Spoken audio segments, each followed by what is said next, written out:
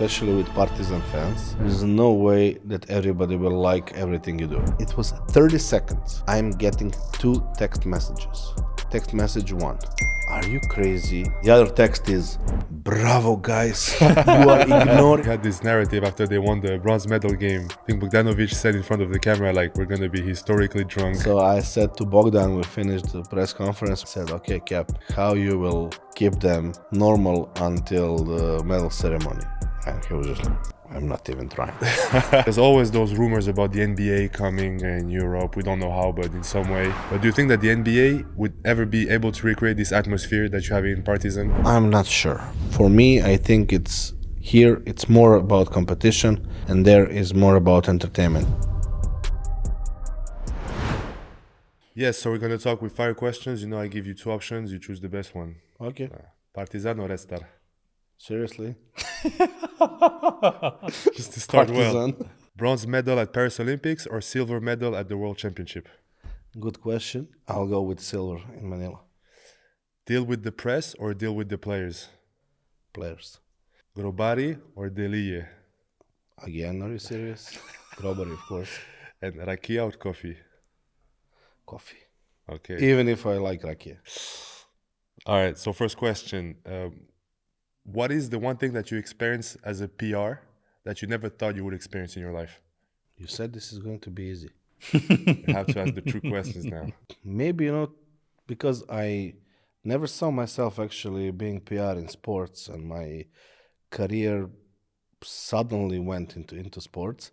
So I never thought I will become a friend because during the season or during the tournaments and everything, you get close to players, to coaches, staff, executives, etc., etc. But I never thought I will be able to say for some people from sports, some big names, that they will really become my friends, and that I can say to some of them are my true friends.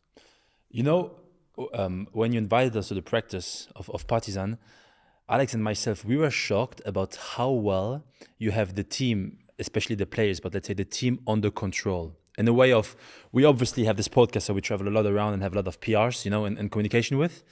The way that they listen to you in a very positive way, right? Like in a very, let's say, healthy, positive way, was very impressive for us. How did you manage to arrive at this stage with them?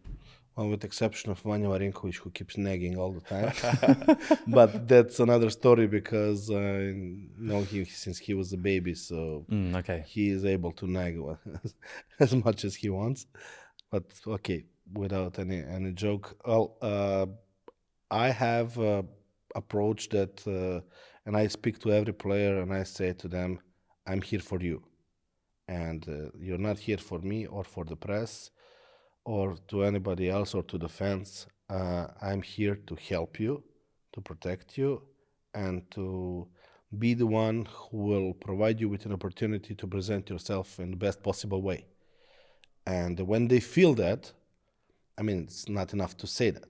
When they feel that, when they see that, when I feel in their eyes, in their body language, that it is not a good time for them to speak, or when they need protection, where they need to be hidden, or when they need a promotion, where they need boost of self-confidence, when they need boost on social media, when they need something, when they see that, when they understand that we are on the same page and that we are, rowing together to help every single one of them to be the best version of himself, and then to be the best for Partizan or for the national team, then you get this, that they're not asking questions like, why me, why this, why that. Talking about being careful, you probably have the, let's say, most passionate, emotional fan base, probably in the entire basketball European, I would say so. World. I would say so, man. World. I don't know. There are some part of the world I didn't see how. We saw your game. I never saw this before. Yeah, I said to Mr. President, I never saw something like this before. I was shocked. Well, yes. Well, I don't know. I guess that you were shocked. I don't know. It's not shocking to me, so I cannot share that. For that me, it was first shocking. impression. I watched games in Monaco, so obviously I was shocked, you know. But how do you? My question here is, how do you like handle this? Sometimes, let's say, very strong emotions of your fan base, being the head of communication for the club. You cannot. There's no way, especially with Partizan fans, there's no way that everybody will like everything you do. Like not a chance. I remember, because I guess you know enough about the political background of Balkans, etc., etc. I remember it was last season, and a Croatian player, football player, Ivan Perisic, was attending a Partizan game. He showed up with his strength and fitness coach, who has 2 tickets for the court seat. Why I'm saying this? Because as soon as his coach and Ivan stepped on the court, of course, journalists took a picture of him, people recorded him on social media, etc., etc. It was 30 seconds. I'm getting 2 text messages. Text message 1. Are you crazy? You are dragging that Croat over there. You know that he is part of them. They don't like us. They hate us. They would stab us, kill us, butcher us, whatever, blah, blah, blah, blah, all these chauvinistic things you will hear. The other text is, bravo, guys. You are ignoring the whole political background. You are ignoring everything. You are promoting sports. You are doing the right way, the right thing, and the true story is actually he wasn't a guest of the club. He was guest of his coach, who has 2 freaking tickets. And what should I do? Prevent him from getting in? And of course, I would never do that. But the point is, even if we didn't brought him there, he showed up by himself. Can you imagine somebody bought a ticket and showed up? Wow, unbelievable. But what I'm saying, never everybody will be super happy about everything. So you cannot handle everybody. You cannot make everybody happy, but you are taking care that you present your club in the best possible way. People were joking about me that how I started working with Partizan, that they took me from the stands. They saw me, big fat guy. Okay, you come here and work. You're now PR. Because I talk a lot about the fans. We have to understand fans. We have to understand their emotions. We have to understand their point of view. Sometimes point of view of a regular fan, because when you're a fan, you don't have obligation to be realistic. And sometimes you need to put yourself as a club in the head of a fan who doesn't have obligation to be realistic, and to see how you will communicate to him and how you will communicate to someone else who is realistic. And that's like this. And you have to put the same message, but like this. But don't you think that sometimes your fans, or let's say these very passionate, emotional fans, don't you think sometimes they exaggerate? Maybe. They have the right to feel whatever they want to, right? Of course. I mean, again, it's on a personal level. Even if you see, like, out of 20,000 people, do you really think that they all agree about is it now the right way to boo, right time to boo, or is it right time to sing, or is it right time to clap, or whatever, and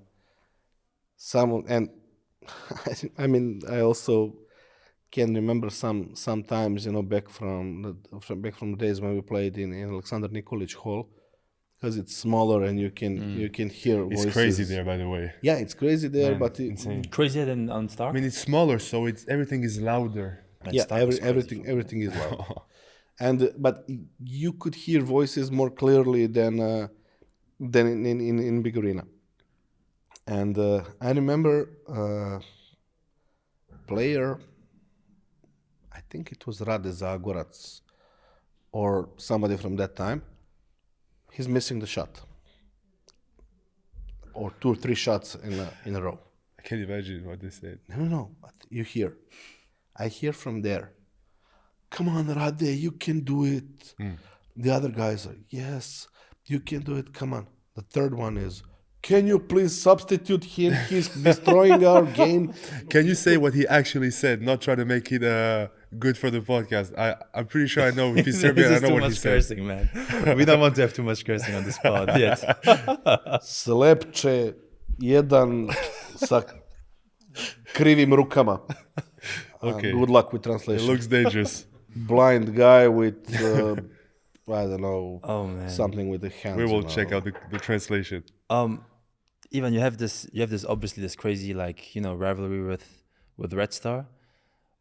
Do you sometimes, let's say, on a communication perspective, push it even more towards the fire, or you try to cool down? For example, I'll give you some context. We have, for example, sometimes some posts. It's very, very soft, right? Between clubs in France, especially Paris and Monaco, it's very soft again. Where they, let's say, tease a bit. I know. You know what I mean? Know. Very, slightly. I think if you do this on your scale, this would maybe escalate. Do you do these things sometimes? No, and especially not in that way. And there is a good reason for that.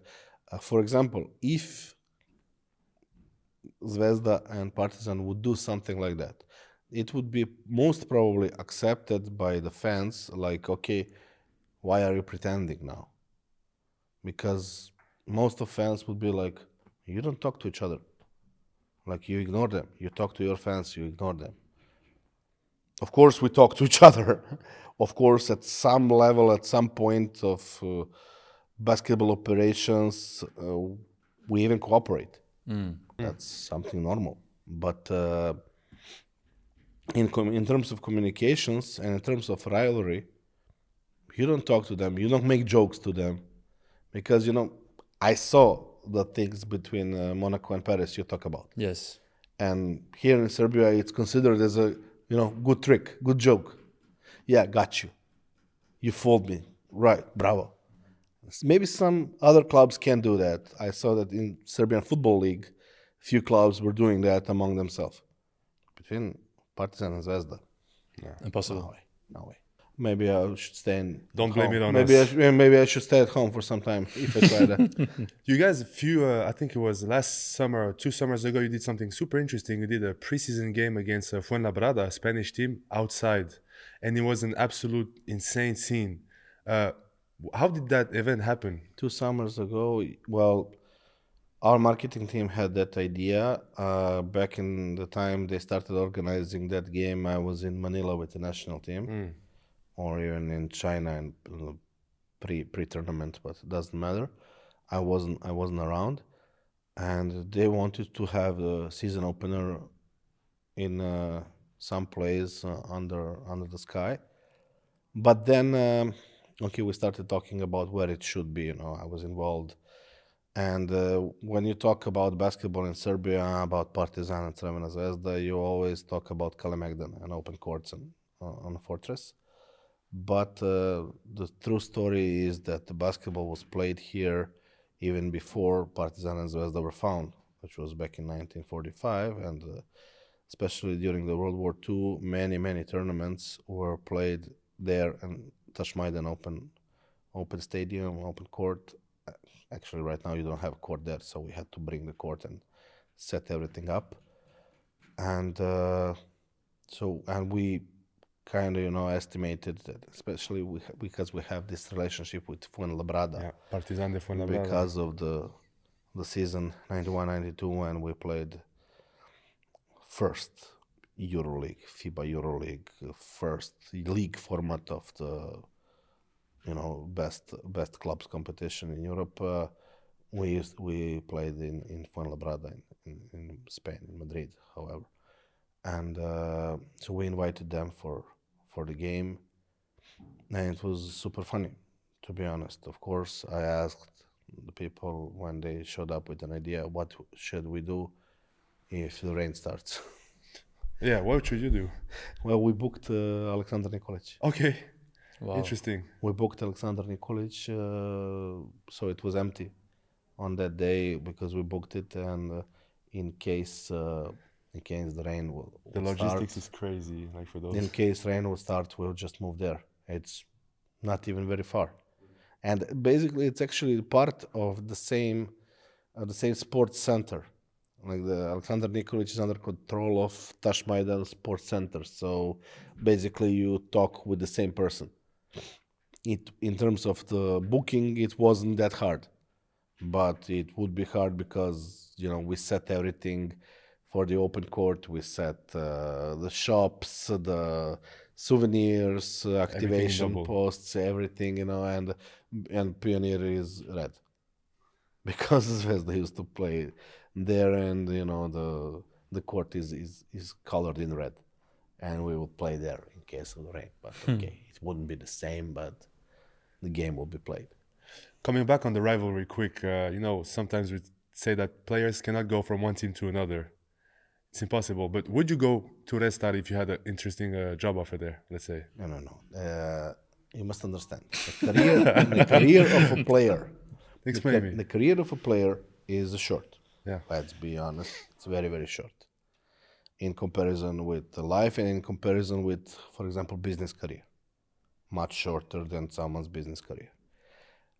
I can understand, and many fans, okay, maybe not the core, hardcore fans, but many fans can understand if a player have an opportunity to move from one club to another, or move to a third club, fourth club, and then coming back to Serbia, signed for the other one.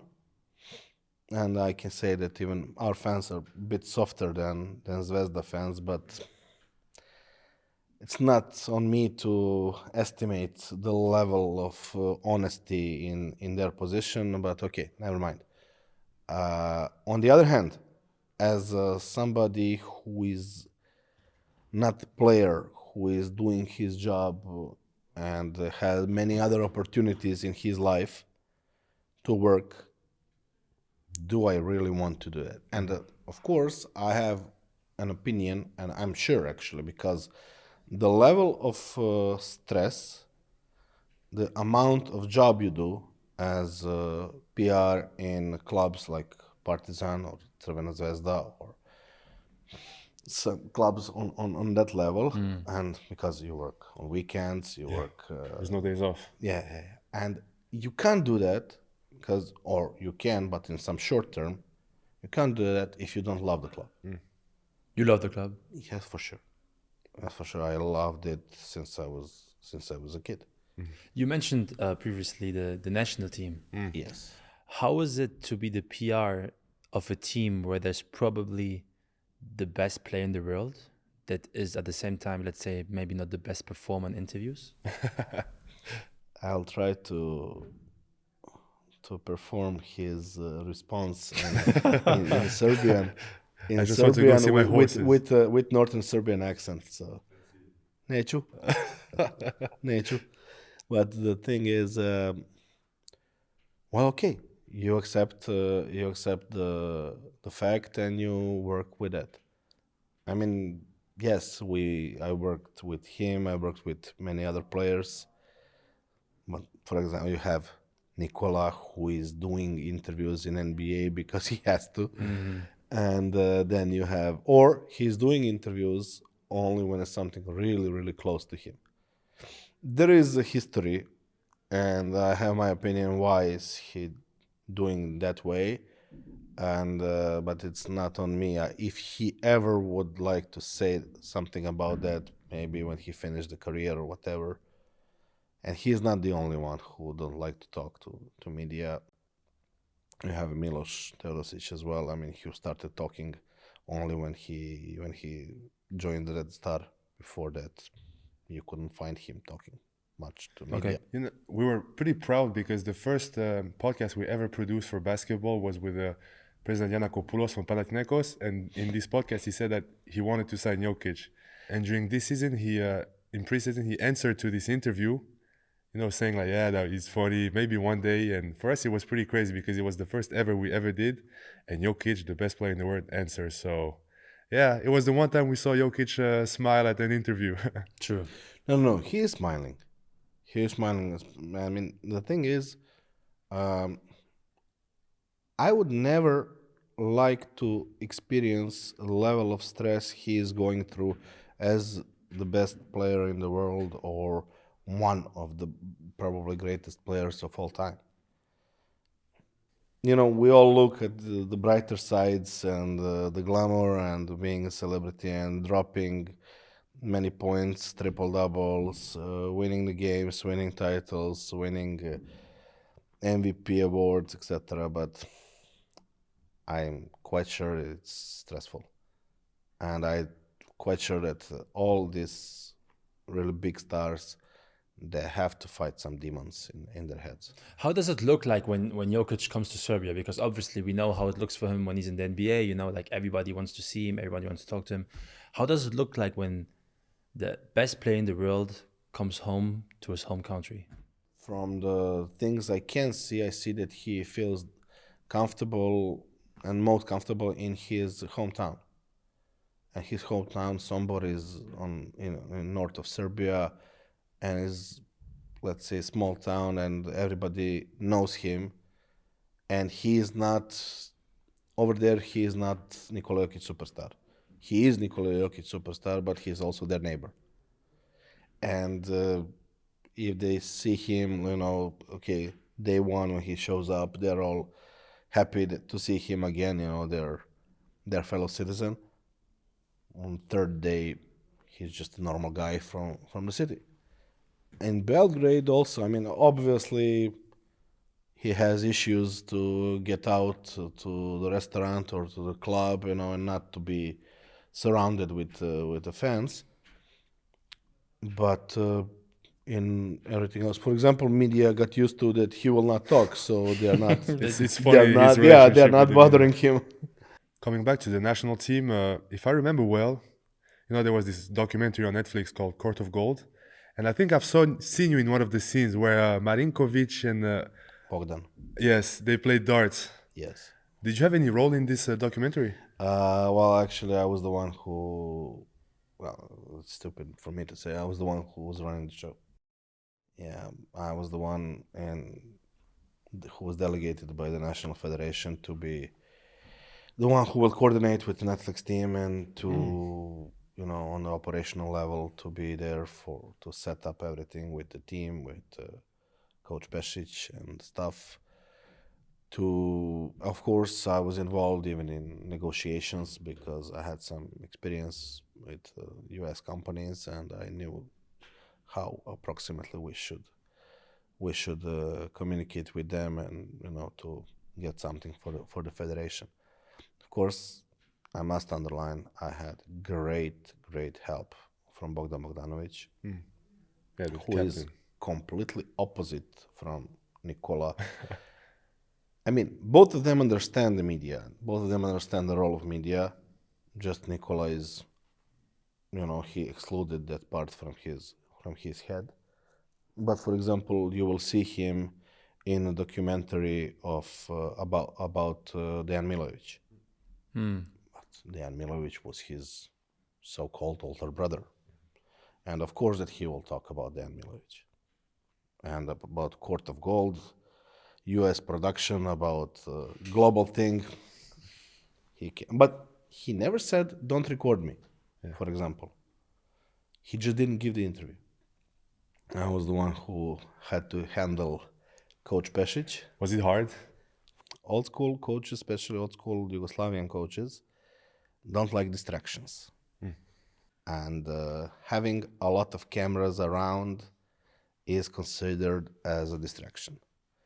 Of course, our NBA guys, used to it. They got used to it. Our EuroLeague guys almost got used to it. But when you are in the national team, you're going back to old days, you're going back to old school, and especially Serbia. And it is not something what is, you know, normality for our national team. And of course, every time we talked explained, etc. Even I said one thing to the coach, and I'm not quite sure that I was right, but in order to explain him how big the project is, I was like, Coach, but having us in this series is for the promotion of our basketball, almost like we win the Olympics. It was big, really big. And he was like, really? He didn't really understand the concept, like No, how big it was. He understands very, very well. Okay. He understands very, very well. But the point is that,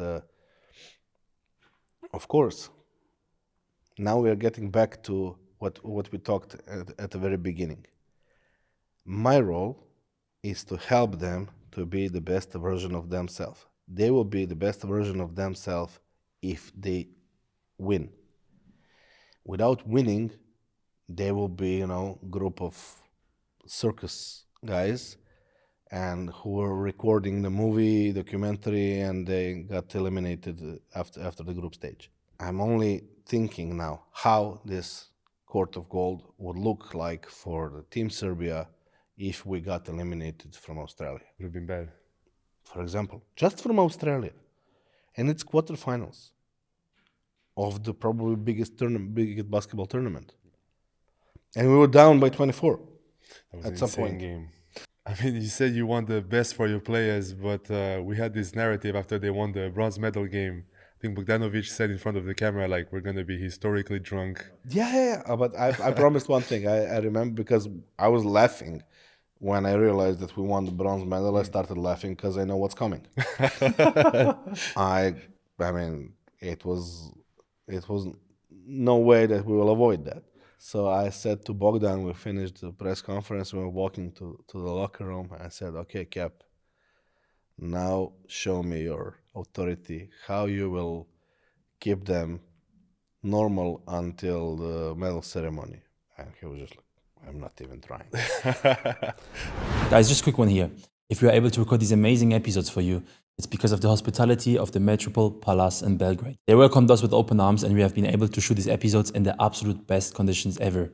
I recommend this hotel for all of you that are going to go to Belgrade one day, hopefully. Please stay with us. Enjoy the rest of the show. There's always those rumors about the NBA coming in Europe. We don't know how, but in some way.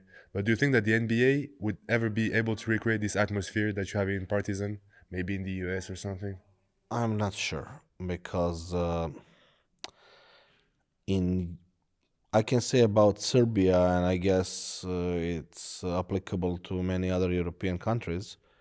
The sport didn't become, let's say, the industry of fun. Only maybe recently it became part of the fun industry, entertainment industry. But it is a competition. While in the States, it's more entertainment industry than it is a competition. Of course, everybody wants their team to win. It's very true. Yeah. It's very true. But for me, I think it's more about competition, and there is more about entertainment. And when you're entertaining yourself, okay, you feel good, you go home, you spend some quality time, but it's not that passionable. And when you win or lose, and you so much try your team to win or lose, it's a different feeling. And that's why you have passionate fans in Serbia or in Greece, in Turkey, because especially in this part of Europe, people are very, very passionate. So it's love or hate. I mean, during our trip to Belgrade, we really see that basketball is a way for Serbians to express their pride, and also what this country been through. How do you say, exposes this passion. Do you understand what I mean? Is it true that it's really more than a sport for this country? It is more than a sport. You must understand the background of the story, because there is a rumor that, of course, never proved and can't be checked ever again, that if the Yugoslavia stayed together and the former Yugoslavian team faced the dream team, nobody knows what will happen. I mean, I'm not sure.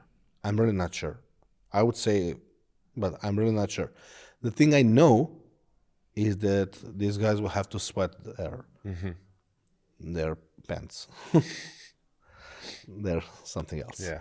But and it was unthinkable back in that time. So, and you had this 3-4 years of sanctions and break, and then you return back and you won the gold medal in Athens in '95. And it was like a statement. Hey, we are back. We are alive. It's not only we are back, we are alive. You forgot about us. You're literally, and people were fighting to survive back in those days. When we won that gold medal, I was 11 years old. But I remember days when I was 10, 9, 8. I remember my parents struggling because, the economical situation in the country was not good. And I was born and raised in Belgrade, in the center of the city, next to Saint Sava Temple. So I can imagine how difficult it was to somebody who was born in, some small village or it was probably multiple times worse than to me. And then you have this statement by your athletes, and you really feel the pride. That's why it's more than a sport. I want to come back to a little bit on this emotional, because I felt like the emotion when you're talking about how much pride you have in basketball. When is the last time that basketball made you cry?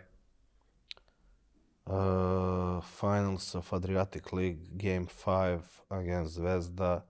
We won the title. It was end of my 8th season in Partizan, and my first Adriatic title. And then I'm talking about me joining the team when it was really, really down back in 2015. Coming up slowly, then having season stopped for COVID, crashing everything down almost, then coming back, Željko joining the team, started building something big, etc. And like last 30 seconds of the game, I just started crying. What did you feel?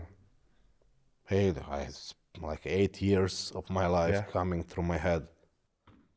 I remember that now that guy is our director. He was team manager back in the days, Dule Karavesović. That he grabbed me after 2-3 minutes after we actually won, because he saw me sitting, and I never sit in a home games. I always walk around, and he saw me sitting next to the bench and scorers tables, these bench seats in between. He saw me sitting and crying. He grabbed me. He was like, "Hey, Alo, we won. Come on, get up. Feel happy." And then I started jumping and screaming, and after 1 or 2 minutes, it came to my mind, "Hey, idiot, you're working. You're not celebrating. Come together, start working. There is a ceremony coming. Start organizing. Start doing your freaking job. You're not a fan." But for this 4 or 5 minutes, I was just a fan. That's beautiful. Yeah, and I'm looking forward to the day when I will not be working this job anymore in Partizan, and when I will be only a fan. Is that going to happen soon, you think? I don't know. Talking about this, where do you see yourself in 10 years? I will be definitely somehow related to sports, and to basketball, because it's it came into my blood. Actually, I would love to. You don't know what will happen tomorrow, but I would love to be involved with sport, with basketball, with Partizan if possible. How and what way, I don't know. But I would like to be part of the organization somehow. We always end up with one specific question. Once everything is said and done and you leave this earth, how do you want to be remembered? Even if I heard this question when you talked to President Mihailovic. Yeah, I didn't expect that you will ask me that. Well, I would like to be remembered, not in general public, but I would really like to be remembered by my family as somebody who wasn't ever scared to take a risk and take a chance, and to sacrifice and do what he thinks that is the best for his family. Thank you so much. It's been a pleasure. Thank you, guys. Great. Really, it was great.